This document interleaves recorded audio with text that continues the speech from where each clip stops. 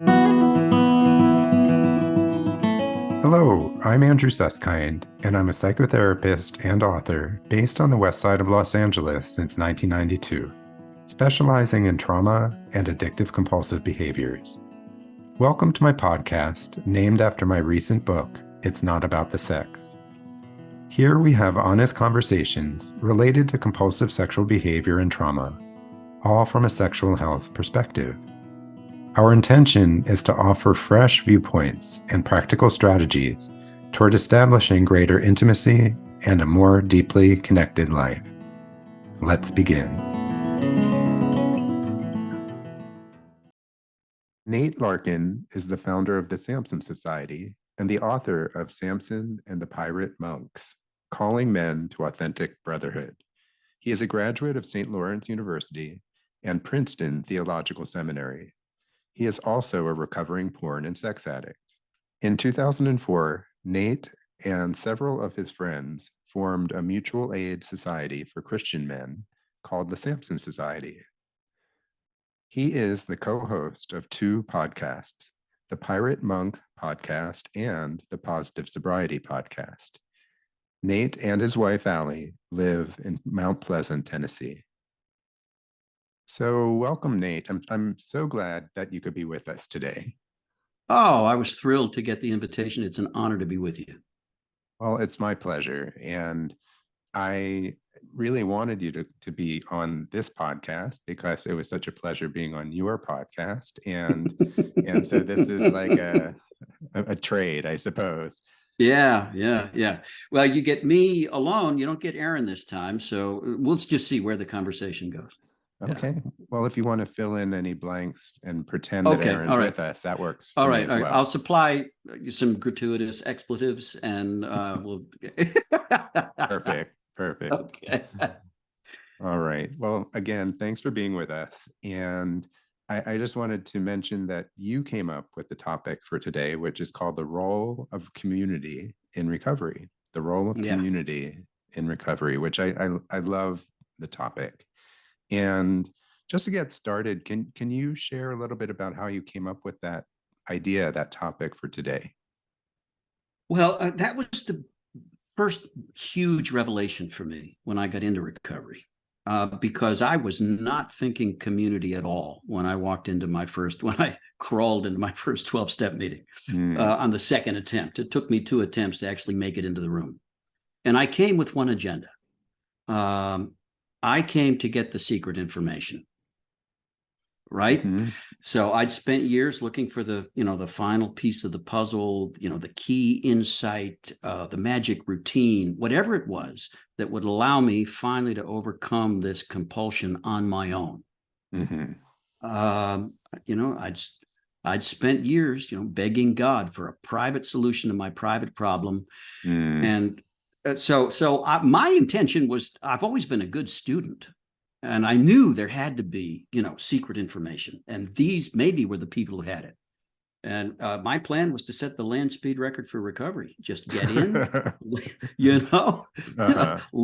learn quickly, and then, pass the exam and get the trophy or the diploma or the green jacket or whatever it is they give you. Right. And then go on and forget that this sad chapter of my life had ever happened. I was convinced it didn't go that way. I take no, which is why I relapsed. But one of the main reasons that I relapsed like a champ for the first couple of years, because although I made a production out of following the rules to get a sponsor, for example, I was always my own sponsor. I found somebody I could spin, and then I gave them highly edited versions of my day. And meanwhile, I was just hiding like crazy. Of course, my problem was largely shame driven. Mm-hmm. And shame tells me I have to hide. Mm-hmm. Sure. And if to defeat shame, I have to let somebody see me, then there's no alternative to community. And what I found was attending those meetings, and it took time for me to stop speaking in code, to start talking in the present tense instead of the past tense, really to become vulnerable. I gained a lot of courage from watching other men do it. It was absolutely terrifying the first time.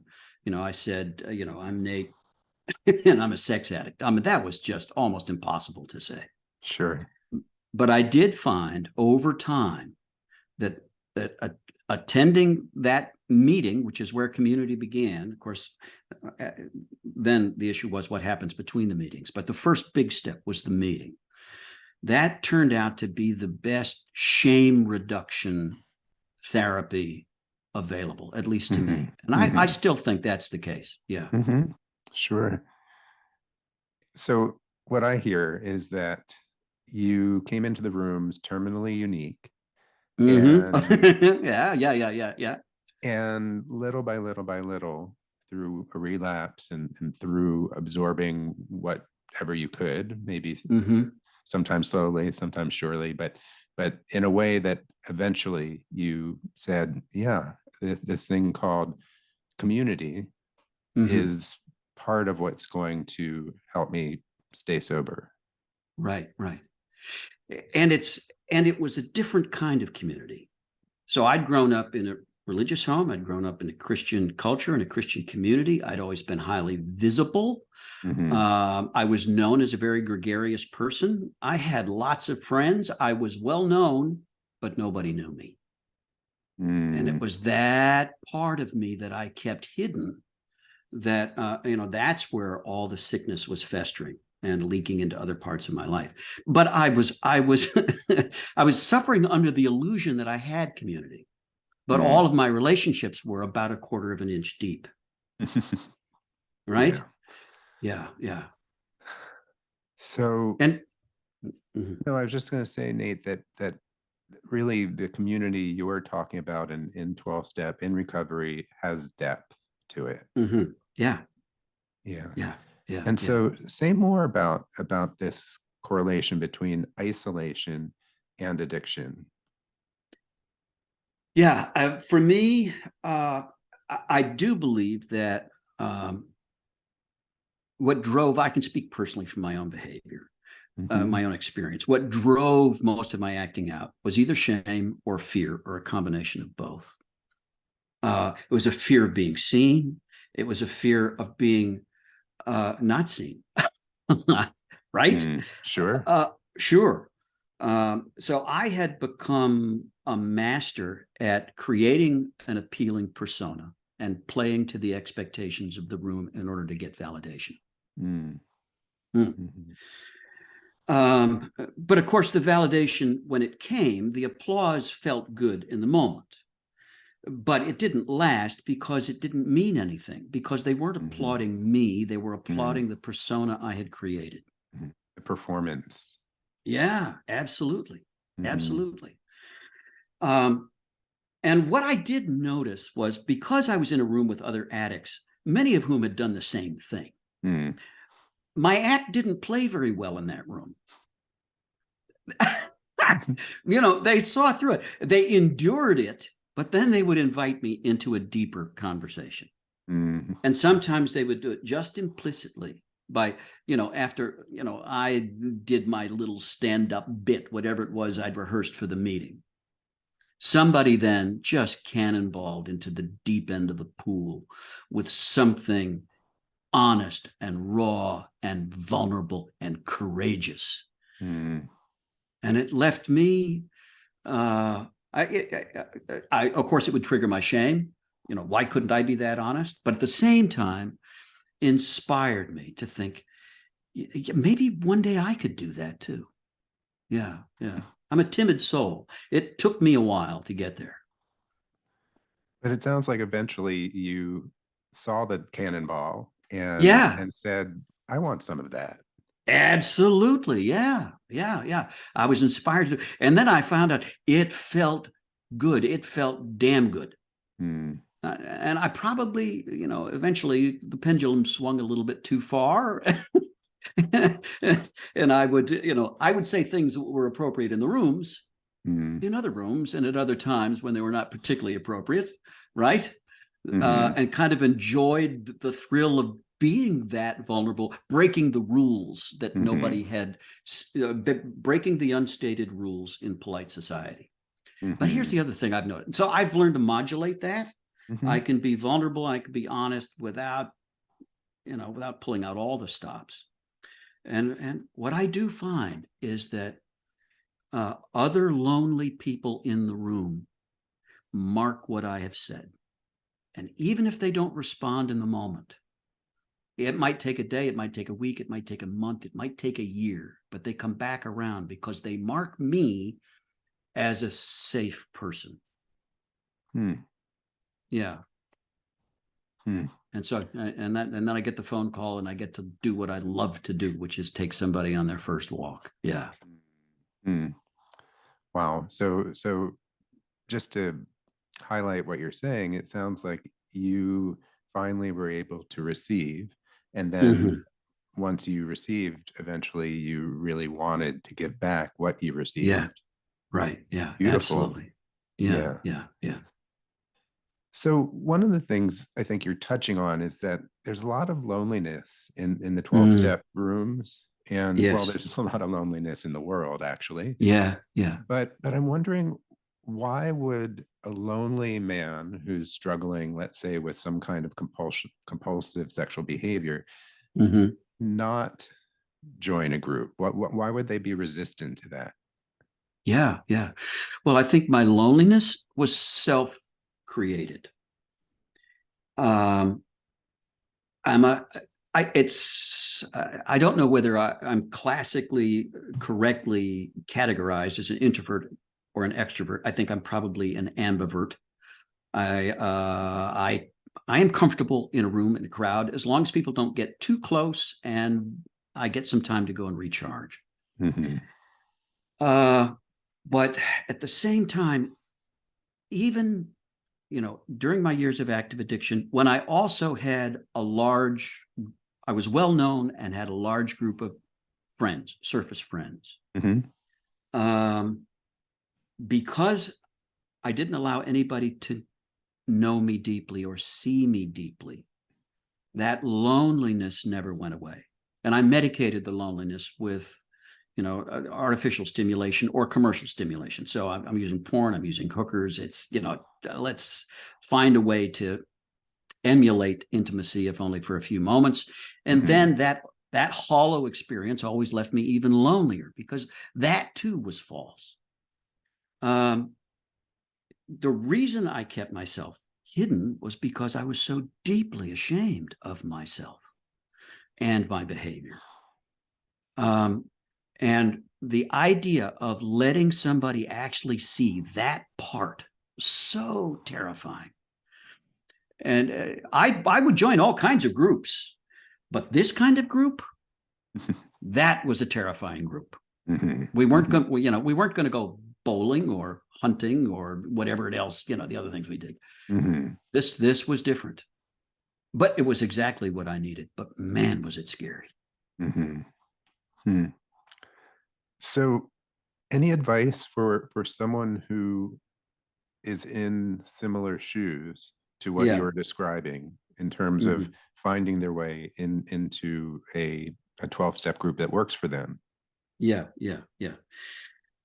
My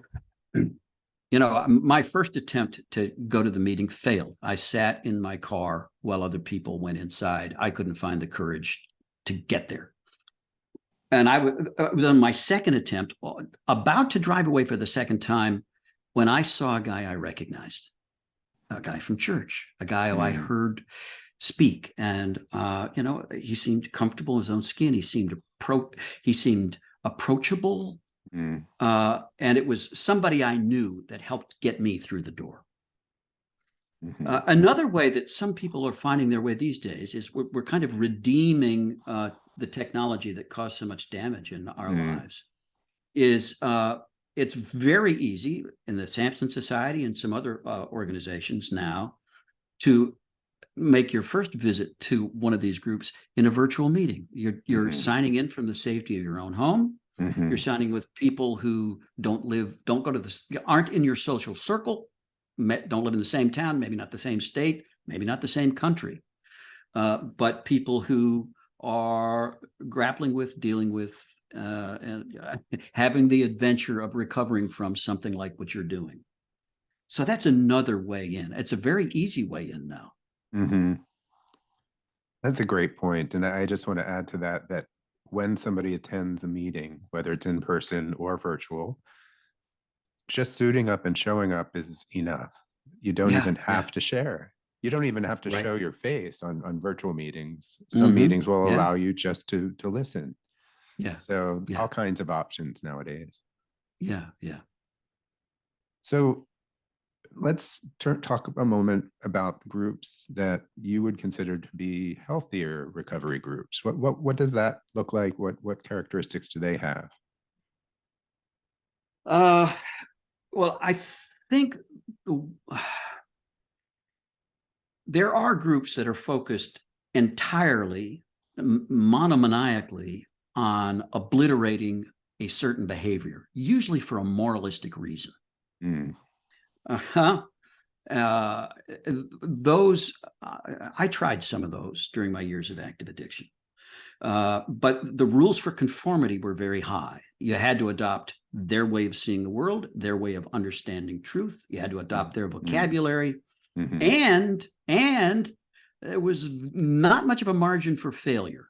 Mm-hmm. If you did report a failure, you were going to get a lecture, you were going to get reproof, you were going to get corrected, you were going to, and if you persisted, you were going to get the left foot of fellowship. You were going to be shown Mm-hmm. the door, right? Right. Right. Those are not safe recovery groups. Mm-hmm. Those that's that's behavior modification in militant form, and a healthy recovery group, in my estimation, Mm-hmm. is one where you can bring who you really are, be who you are, say where you are, say what you think. It's real important, especially in the beginning stages of recovery, that you're in a meeting where there isn't any crosstalk, Mm-hmm. right? Where you're listened to and Mm-hmm. you learn to listen. It helped me, actually. So I grew up in the church. I'd gone to seminary. I'd spent a few years as a pastor. Those were long over by the time I made it into the first meeting, but I was still always active in church. It was good for me to go to a 12-step group that was not a Christian group, one where I was temporarily deprived of my pad answers, my vocabulary. It was still a belief in God. Mm. It was theistic, but um, uh, and I was pulled out of those ruts because I'd been trying the same solutions over and over and over again for years, and they hadn't Mm. gone anywhere. And I walked into these meetings thinking, I've got a master's degree in God. What are these people going to teach me about a higher power or about Right. a faith walk, right? Right. Right. And to have that taken off the table, Sure. I'll tell you what, God got bigger. My spiritual life, which, to be honest, was all but dead when I was Mm. still going Mm. through the motions. I was still but there wasn't any vitality to it. I was Mm-hmm. just smothered by my behavior. So anyway, but here was a group where I could report a failure every week, and nobody blinked and nobody kicked me out. I got sympathy. Eventually I got a sponsor. Uh, my first few sponsors, as I think I said, were guys I knew I could spin, right? Mm. And finally, somebody said, if you really want to get sober, you're going to have to get a son of a bitch for a sponsor, right? A guy he was going to love you, but he's not going to pull up. He's going to see through your bullshit. And, Mm-hmm. and when he says, call me, he wants you to Mm-hmm. freaking call him, right? Mm-hmm. Right. But at the same time, you could get fired by a sponsor, but you couldn't get kicked out of the group. Mm-hmm. Yeah. Yeah. And that So was such a safe place. I'd never been in a place that safe in my life. what I hear, Nate, is you had to reach a certain level of humility Yes. and in order to let go of the song and dance, Yeah. and in order to really listen Yeah. and eventually to find someone who would sponsor you, that you would, my guess is you wanted something that they had, right? That Yeah. they Exactly. they were a role model. The other Yeah. piece I'm hearing you talk about, which is such a vital piece to 12-step in general, is that when we're talking about the so-called process addictions like sex and food and money and Hmm. video games, etc., it has to be harm reduction. There's no such Hmm. thing as putting the plug in the jug. Right. Yes. And so I'm Yeah. hearing you talk about that, and it's important for our listeners to understand. Once again, we talk about this from time to time, but how vital it is to really hear the words progress, not perfection. Perfection. Yeah. Absolutely. Absolutely. I was lured into a false sense of security in the first few weeks of recovery, because I experienced what the alcoholics call the pink cloud, right? Just this euphoria of actually, I found I was reading the books and they were coming alive, and I meet people, and I still hadn't told the truth to anybody. I'm a guy who sold recovery long before I owned it, but uh, Sure. uh, uh, and because I didn't want to believe that it's progress, not perfection. Mm, That first relapse was devastating to me. mm, And I hid it for quite a while, mm. ashamed to even admit that I'd Uh-huh. done what I'd done. Yeah. I've since come to believe that relapse, while it is not inevitable, there are a few unicorns out there who actually, from their first meeting, actually that's their sobriety date. Right, right. It's not inevitable, but it is normal. I do believe that Sure. relapse for most of us is a normal part, because I learned through failure. I learned through pain. I learned that strategy where I tried to negotiate with the process and Mhm. customize it to my own intellect, desires, and to work around my own trauma so I don't have to confront it, whatever I'm doing uh, so I have to fail. I got to come back, and the door is always open. That's a healthy group. The Mhm. door is always open, and Right. I don't lose status, Mhm. right? Mhm. Nope. Nope. Yeah. You're being fully yourself. Yeah. And I couldn't agree more. I think relapse or slips, whatever Hmm. variation we're talking about, are learning opportunities. Yes. And Yeah. if somehow we're punished, or we punish ourselves, or we get shamed, or we shame ourselves, it defeats the purpose, because Yes. it's not the mistake that counts, it's how you deal with it. Yeah. Absolutely. Absolutely. Yeah. So tell me, as a result of all this time and effort and hard work you Hmm. put in through the years, how have Hmm. your relationships and life in general changed over the course of your recovery? Well, my relationships, this has a cascading effect. Um, I actually thought that I was a pretty damn good husband, and my wife was really lucky to have me.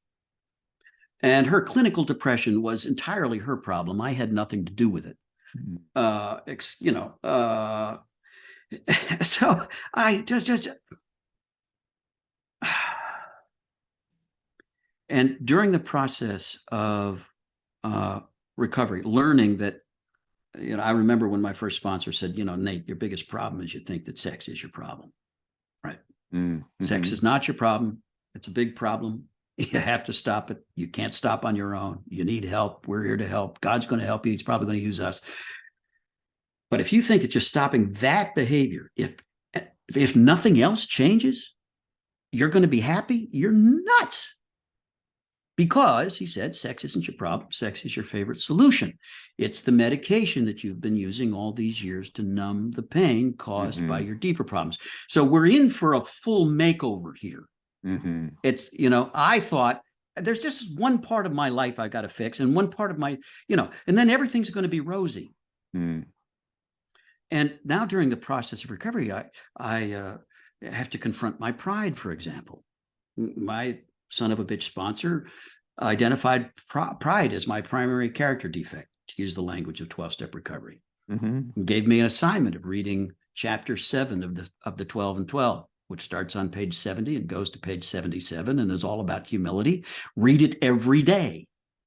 Now, as I began to see and acknowledge my own arrogance and pride and the ways in which I had just blown past my wife in our relationships, and I had treated her in so many ways as incompetent or irrelevant. I always had to be the smartest guy in the room. I'm the guy who's got to make the decisions.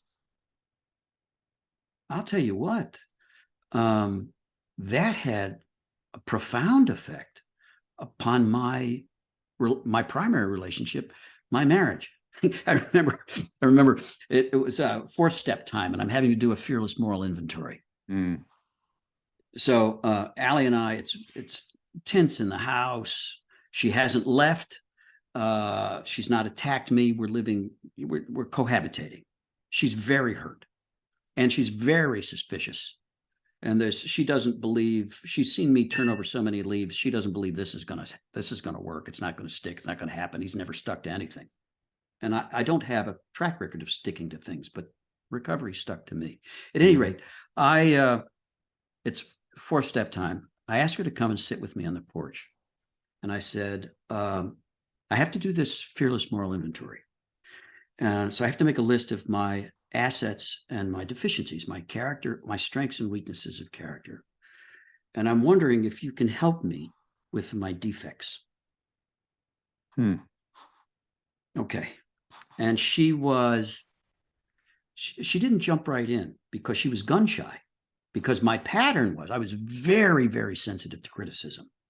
Just the hint of a critical statement. And I could flip on her so fast. So she just tentatively offered one. And I said, thank you. And I wrote it down. Another one? And she became quite enthusiastic about the project in short order. And it was painful, but at the same time, it was liberating. And Allie will say that is the first time that she entertained the thought that maybe this marriage was salvageable and maybe this guy actually could change. The experience changed my relationships with my children. My children were all adults by the time I got into recovery. I had cultivated an image with them, what they bought, which was I was 10 feet tall. I was the smartest guy in the room. And mom was the weak, I would find ways to demean their mother in front of them. They would join in. It was very painful to my wife, right? She would smile and bear it, but it was terrible. Part of making amends to my wife was, first of all, to tell that truth to my kids, and then to tell the whole story of their dad. And I'll tell you what, it changed their view of their mother. They changed their view of me. I thought that I would lose their respect, and strangely enough, I didn't. And the beautiful thing is that my conversations with my kids from then on became much deeper. They tell me things now they never would have told me when I was all bright and shiny. Sure. So the intimacy really took shape after you came into recovery. Yeah. Sure.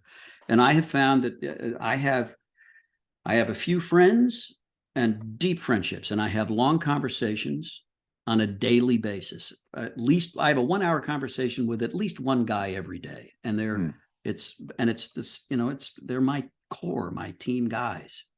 And I also find, as I'm sure you find in your work as a therapist, when you're a safe person and you offer somebody the opportunity to go deep and the time is right, you can go really deep real fast, which is something that never happened during my years as a pastor. People never went that deep with me. I was too imposing, right? So interesting, because coming back to the original topic today, Nate, I'm really taken with this idea of community, and I, for some reason, was seeing concentric circles. So the inner circle is the 12-step recovery. And Yeah, yeah. then it's like the stone in the still pond, right? Mm-hmm. And then there's family and friends, and Yeah, then maybe there's extended spiritual religious community, and then there's professional community. There's all these yeah, yeah, folks who have been yeah. part of one's life, but like you said, there's this makeover that Yes.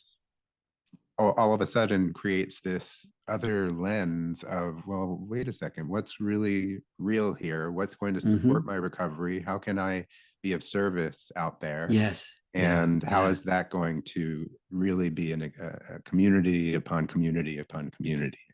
yeah, yeah. Exactly. And it's a wonderful progression. It really Mm-hmm. is. For Mm. sure, for sure. So I have one last question that I always like to ask, which is Yeah. this. If there was one or two things, one or two items that you would really like our listeners to take with them from this conversation, Mhm. what would it be? Yeah. Um, Life is a team sport, not an individual event. And vulnerability can be terrifying. I was convinced that if people knew who I really am, they would run. Mhm. And I found that it's true. They do run, but they run at me, not away from me. There is something attractive. So we're all aching for authentic connection. I believe we're built for connection. I think it goes all the way back to the tribal roots. We are, we've survived as a species because of community. None of Right. us can survive alone, right? Hmm. Hmm. And yet we find ourselves increasingly isolated in modern life with this illusion of self-sufficiency, which is an illusion. Now, just because I can stay alive without involving other people in my life doesn't mean I'm living. If I really want to live, I have to connect deeply with other people. And that connection is only possible if I let them see me. And so that starts, find a safe community. It isn't safe to show your true self, just to walk out. There are some places that aren't safe to do that, but there are many places that are. And you'll find, as I have found, that if you'll be yourself, get some help for the shame and the fear, the trauma reactions, and all that kind of stuff, so that you can be yourself in social situations, uh, you'll find that you have a team. Uh, I am carried, and I say this often, I'm carried in life by the same men who'll carry me in death. Mm. Uh, I know who's going to carry my casket. Mm. And we're walking together through life. It's a wonderful thing, and I'm so glad to be out of that prison of that splendid isolation where I always had to have the answers, and I always had to have my shit together, and I always had to be the smartest guy in the room. Hmm. Well, on that note, I just love what you ended with, that life is Mm-hmm. truly a team sport. And I think even in the 12-step rooms, I think sometimes that's forgotten. And Mm-hmm. so the reminder is super powerful and really reminds me and all of us who are listening to this that we get to lean on others. We don't have to do this thing called life by Yeah, ourselves. yeah. And I find myself kind of warm and fuzzy with this conversation, with talking with you, Mm-hmm. Nate, because it just resonates so deeply. And I Mm. really, really appreciate you being with us today. Thank you so much. Thank you. Thanks for listening today. It was wonderful sharing the time with my colleague and friend, Nate Larkin, and discussing this really significant topic. He can be reached through his website at samsonsociety.org, SAMSON society.org. If you're so inclined, please give us a 5-star rating and be sure to subscribe and share my podcast with those who may benefit. I look forward to you joining us the next time, and don't forget to stay connected.